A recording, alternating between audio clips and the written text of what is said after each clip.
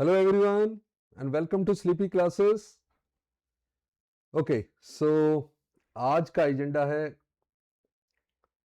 जो ज़्यादातर लोगों को अच्छा लगता है बोलने में कि विदाउट मैथ्स सी सैट को क्लियर कर सकते हैं क्या. So clearing the C SAT without maths.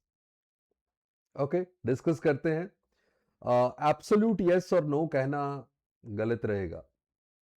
Okay, you can not say absolute yes to this question if you can clear CSAT without math or not.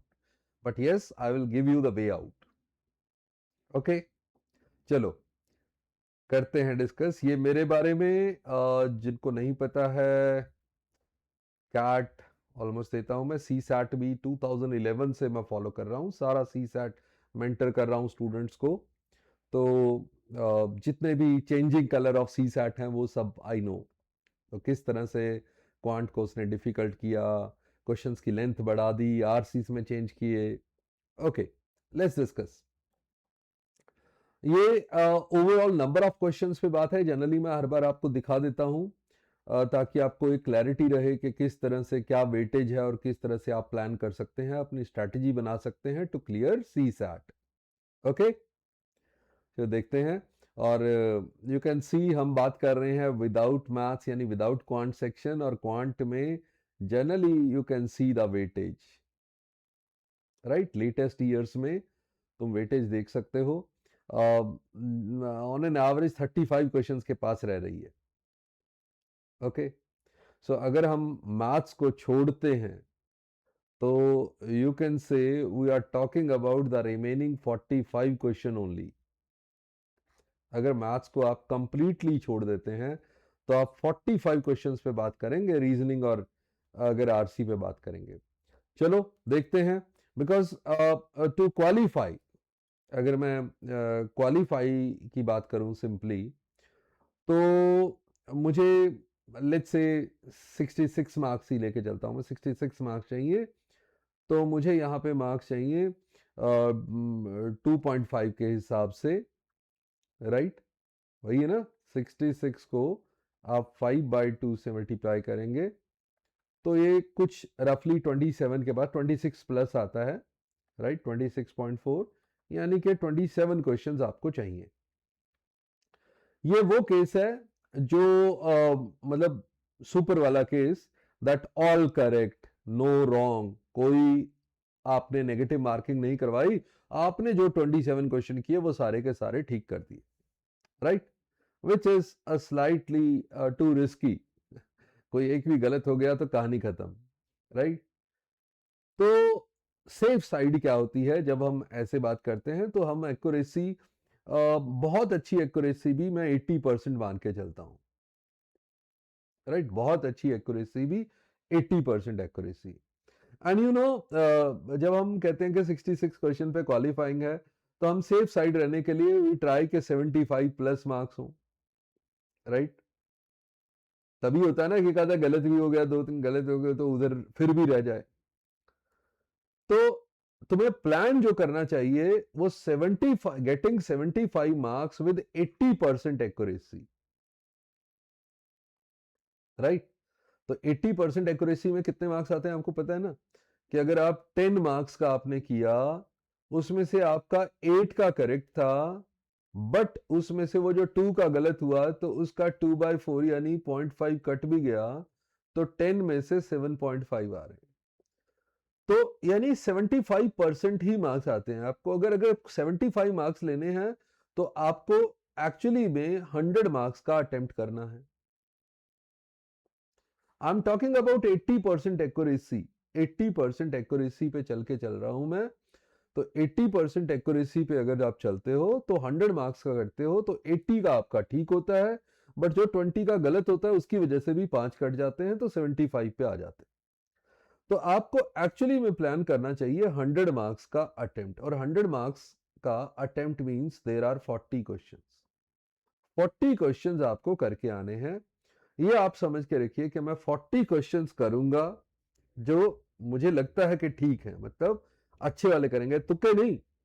तो 40 question जो मैंने अपने हिसाब से ठीक किए तब जाके मेरी 80% एक्यूरेसी के साथ ये 75 मार्क्स में अचीव कर सकता हूं। ओके, एक्यूरेसी और ज्यादा बेटर होगी, बढ़िया है, 90% एक्यूरेसी ला सकता हूं मैं, तो वो भी ठीक है, बहुत अच्छा है। बट द पॉइंट इज, मैं सेफ साइड के लिए मैं मान के चलता हूं कि 80% एक्यूरेसी, क्योंकि कुछ भी गलत हो सकता है, कोई ट्रैप में मैं फंस गया, मैं सोच रहा था ठीक है बट वहां गलत हो गया, राइट। तो मैं सेफ साइड के लिए 80% एक्यूरेसी को ही बेंचमार्क लेके चलते हैं, और हम कहते हैं कि 40 क्वेश्चंस करेंगे ताकि 75 मार्क्स का हम टारगेट कर सकें। ओके, चलो देखते हैं फिर, क्योंकि हमारे पास क्वांट रीजनिंग और आरसी के टोटल मिला के 45 क्वेश्चन है, तो क्या हम 45 में से 40 कर पाएंगे? तो this is also a main, you can say that important question. Okay, चलो आगे चलते हैं अभी। तो या डेफिनेटली हम जो बात कर रहे हैं उसमें फोकस आपका रीजनिंग और आरसी पे तो रहेगा ही रहेगा, राइट। तो रीजनिंग और आरसी पे आप अपने मैक्सिमम एफर्ट देंगे।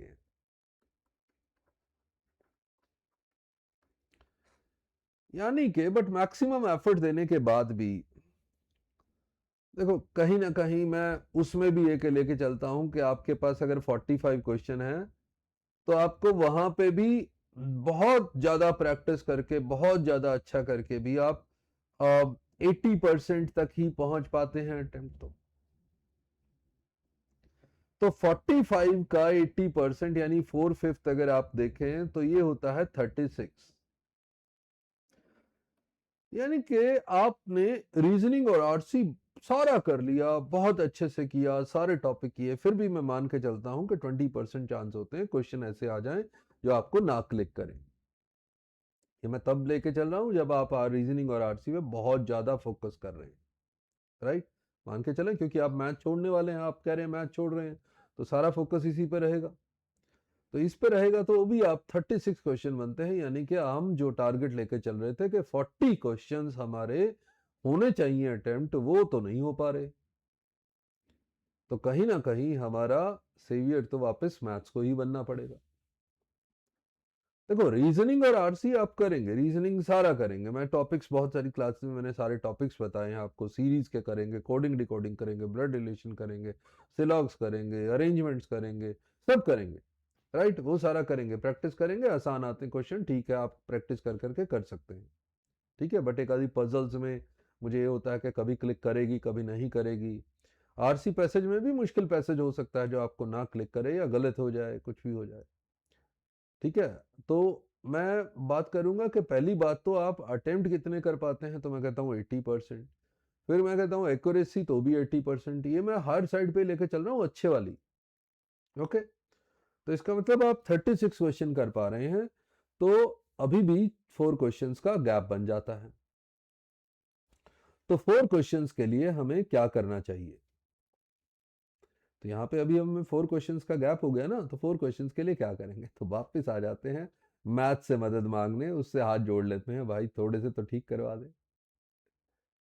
तो बेसिक न्यूमेरिसी पे फोकस करेंगे, यानी कि आपको नंबर्स की बस क्लासिफिकेशन, इवन ऑड क्या होता है, prime composite, rational number, integers, ये सब क्या होते हैं, बेसिक नंबर्स आपको समझ में आते हो। बेसिक डिविजिबिलिटी रूल्स में यहाँ पे लिख देता हूँ, क्लासिफिकेशन, नंबर्स की classification, prime number, composite number, even odd, ये तो पता ही होगा। तो ये इस पे थोड़ा सा फोकस कर लें, इसके क्वेश्चंस देखें थोड़े, राइट। फिर आप डिविजिबिलिटी रूल्स, ठीक है, कौन सी चीज किससे डिवाइड होती है, क्या रूल लगता है, मतलब 5 से डिविजिबल कौन होगा, 2 4 8 से डिविजिबिलिटी कैसे होगी, 11 की डिविजिबिलिटी क्या होगी, 3 9 की डिविजिबिलिटी क्या होगी। ये तो बेसिक डिविजिबिलिटी तो कर सकते हैं, राइट। थोड़ा सा HCF LCM लेना आता हो तो बहुत बढ़िया बात है, राइट, वो भी देख लें। ओके, सो बेसिक न्यूमेरिसी यानी जनरल नंबर्स को, जनरल की डेफिनेशंस आपको पता हो, उनको आपको समझ सकें, ये कर सकें, तो इससे काम चल सकता है। बाकी मैं बताऊंगा, आप मतलब मैथ्स के बिल्कुल छोड़ के ना, बिल्कुल ऐसे ना करें कि हाथ ही नहीं लगाऊंगा क्वेश्चंस को। क्वेश्चन को देखेंगे, जो पढ़ के, जो समझ के, जो पढ़ के करने वाला होगा वैसा कर देंगे क्वेश्चन। मैं आपको एग्जांपल दिखाता हूँ, इवन सी सेट 25 का ही, राइट। इसके एग्जांपल, इसमें तो काफ़ी मैथ्स आया था और काफ़ी नंबर्स ही नंबर्स आया था। तो मैं बेसिक न्यूमेरिसी पे बात करता हूं, जिससे आप बेसिक दिमाग लगा के आप आंसर कर सकें। तो बेसिक सा, क्योंकि एक बात तो पक्का है ना कि आपको टाइमिंग तो बढ़ गया आपका, राइट। क्यों आपने मैथ्स ज्यादातर छोड़ दिया, तो बाकी वाले सारे क्वेश्चन छोड़ोगे तो टाइम तो आपको सफिशिएंट मिल जाएगा। तो टाइम मैनेजमेंट तो आपकी यहाँ पे आपको करनी है कि आप रीजनिंग और इंग्लिश में अच्छा खासा टाइम दें, खूब सारा डिटेल उस पर करें, आराम से सारे ठीक करने की कोशिश करें। वो 36 का टारगेट आप उसको अचीव करें पक्का। वो हिल गया तो वैसे भी हिल जाएगा, क्योंकि आप विदाउट मैथ्स जाने वाले हैं। तो यहाँ पे हमारी बात आ जाती है कि अगर आप मैथ्स नहीं कर रहे हैं तो आपके पास वहां टाइम सफिशिएंट होगा। इनके लिए भी थोड़ा बस देखने के लिए टाइम रख लें, बट टाइम ये प्रैक्टिस जरूर करें। मॉक देख के आपको पता लगेगा किस तरह से मैं टाइम मैनेज कर सकता हूं इसका। ओके, चलो अब इसमें देखता हूं। मैं एक क्वेश्चन दिखा रहा हूं, जैसे CSAT 25 का क्वेश्चन आया। अब कह रहा है what is the unit digit in the multiplication of this. ठीक है, आप चॉइसेस को यूज कर सकते हैं, चॉइसेस को आप एलिमिनेट कर सकते हैं, वो सब यूज करेंगे आप, सब सब बीच में खेलेंगे चॉइसेस से। तो जैसे यहां पे आया, ऊपर आपको दिखा 1 इंटू 3 इंटू 7 इंटू 9 इंटू, सारे ऑड नंबर लिखे हुए थे, तो आंसर में भी सारे ऑड थे, वो तो ठीक था। बट यहाँ पे लिखा हुआ था 5 का मल्टीपल। अब 5 का मल्टीपल है, 5 का मल्टीपल में क्या लास्ट में 1 आ सकता है? किसी 5 के टेबल में कहीं पे लास्ट में 1 आता है? नहीं। 3 आता है? नहीं। 9 आता है? नहीं। यानी 5 का मल्टीपल है तो 5 से ही एंड करेगा, राइट? यही होगा। तो ये आसान क्वेश्चन था, बट फिर भी ऐसे लिखा। बट आप देखोगे तभी ना। अगर आपने बिना देखे ही छोड़ दिया भाई मैथ्स करूंगा ही नहीं, फिर तो प्रॉब्लम है। तो आपको वो देख के मैथ्स का हेल्प लेना पड़ेगा। वो आप 40 के टारगेट पहुंचने के लिए 40 क्वेश्चंस आप कर दें। जैसे ये क्वेश्चन देखें, ये तो बहुत ही मुश्किल लग रहा था लोगों को। देखो, लेट बोथ पी एंड के बे प्राइम नंबर। पढ़ना आना चाहिए, आपके आरसी स्किल अच्छे हैं, पढ़ लोगे आप अच्छे से। तो आप पी और के प्राइम नंबर है, मैंने कहा क्लासिफिकेशन पता होना चाहिए प्राइम नंबर क्या है। Such that P square plus K is also prime number less than 30। तो number of possible value of K बता रहा है। कहता के की कितनी वैल्यू पॉसिबल। भाई प्राइम नंबर लेस देन 30, अगर आपने प्राइम नंबर पढ़े हैं तो आपको ये पता होना चाहिए 2 3 5 7 11 13। मैं कह रहा हूं तुम्हारे पास टाइम सफिशिएंट है, तुम बहुत ज्यादा क्वेश्चन नहीं करने वाले मैथ्स में, तो टाइम सफिशिएंट रहेगा तो आप आराम से ये लिख लें। प्राइम नंबर लिख लिए मैंने सारे। ओके, अब मैं देखता हूं P square plus K is also a prime number. तो मैं पी को ले लेता हूं 2, पहले वाला, राइट। 2 स्क्वायर, क्योंकि के की वैल्यूज देखनी है, पॉसिबल वैल्यू ऑफ के। तो यहां पे के की क्या वैल्यू हो सकती है? 2 स्क्वायर में क्या ऐड करूं कि प्राइम नंबर ही बने? तो 2 स्क्वायर तो 4 हो गया, 4 में 3 ऐड करोगे 7, प्राइम नंबर बन जाएगा, पॉसिबल है। तो के की वैल्यू पॉसिबल है, राइट। 4 में 5 ऐड करो, 9 नहीं बनेगा। देखो 3 ऐड किया बन गया, 5 ऐड करो नहीं बन रहा, 7 ऐड करो, 4 एंड 7 11, वो भी प्राइम बन गया। 11 ऐड करो, 4 में 11 ऐड करो, 15 नहीं बनता। 4 में 13 ऐड करो, 4 एंड 13 17, वो भी बन गया। 4 एंड 17 पे नहीं बन रहा, 4 एंड 19 23, वो भी बन गया। देखो ना, ये पी की वैल्यू है, तो ये के की वैल्यूज क्या क्या पॉसिबल है, ताकि टोटल प्राइम नंबर बने। टोटल प्राइम बनना चाहिए ना। तो 4 में 23 ऐड करो, राइट, वो नहीं बन रहा। 4 में 29 ऐड करोगे तो 30 से ऊपर चला जाएगा, तो पॉसिबल ही नहीं है, राइट। तो इसका मतलब 4 वैल्यू तो यही बन गई। अब मैं पी की वैल्यू देखता हूं, अच्छा 3 पुट करके देखता हूं। 3 स्क्वायर 9, 9 में क्या ऐड करूं? तो 9 में 2 ऐड करूं, 11 बन गया, राइट। 9 में 2 ऐड करो, बन गया 11। अब 9 में कोई ऑड प्राइम नंबर ऐड करेंगे तो ऑड प्लस ऑड तो इवन हो जाएगा, तो वो तो नहीं बनेंगे। इसका मतलब सिर्फ 2 ही ऐड हो सकता है। तो इसका मतलब के की वैल्यू 2 भी हो सकती है, ये चारों भी और ये 2 भी। अब कोई भी यहां प्राइम नंबर लिखूंगा, आप लिख के देख सकते हैं। मतलब मैं 5 स्क्वायर करूं, 5 स्क्वायर 25, 25 में 2 ऐड करने से 27 तो प्राइम नंबर नहीं है, तो ये तो नहीं बनता, क्योंकि उसके बाद तो 30 से ऊपर हो जाएगा, क्योंकि वो लेस देन 30 बनना चाहिए। और बाकी सबके स्क्वायर करो तो वो लेस देन 30 है ही नहीं, तो मतलब यही 5 वैल्यू थी।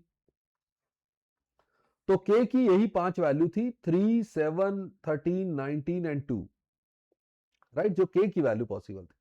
मैं कह रहा हूं अगर आपको बस पता था कि प्राइम नंबर क्या होता है और आपने ऐसे चेक कर लिया तो काम चल सकता था, राइट। चलो वो तो आप क्वेश्चन देखेंगे, आइडेंटिफाई करेंगे, आपने बेसिक, मेरा कहने का मतलब बेसिक मैथ्स कीजिए, थोड़ा सा ऑप्शंस को एलिमिनेट करके, ऑप्शंस को देख के, ऑप्शन पे खेल के, बट क्वेश्चंस को देखना शुरू करें, जो आसान आसान, जो पढ़ के समझ में आता है भाई क्या आंसर हो सकता है, राइट।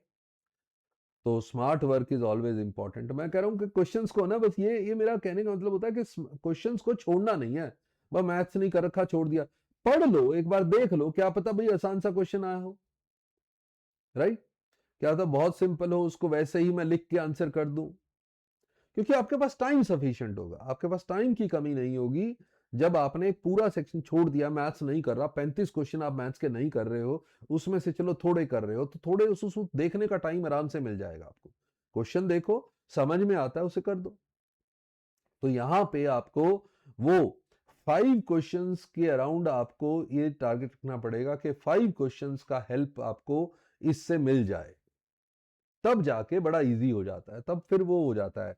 रीजनिंग और आरसी में आप 36 कर पाएंगे, नहीं तो मतलब एक आधा वहां कम रह गया तो यहां बढ़ाएंगे, बट वो होता है जनरली। क्वेश्चन जो एग्जाम होता है वो बैलेंस्ड होता है, ऐसा नहीं होता कि सारे डिफिकल्ट, हमें कुछ डिफिकल्ट क्वेश्चन दिखते हैं उसी से हमें लगने लग जाता है बहुत डिफिकल्ट बहुत डिफिकल्ट, अदरवाइज बैलेंस्ड होता है। आपको वो इजी मिस नहीं करने हैं, इजी वाले क्वेश्चन ढूंढने हैं और वो करने हैं, ओके। चलो कोई डाउट हो, कुछ हो और आपके जो मन में आए वो आप कमेंट्स में डालेंगे, इस वीडियो के कमेंट्स में डाल दीजिए, हम इंटरेक्ट कर लेंगे, okay. And best of luck, और बिलीव इन योर सेल्फ, ये पक्का ही, right, and best wishes, okay. See you in the next session, bye bye, नमस्ते, जय हिंद, थैंक यू।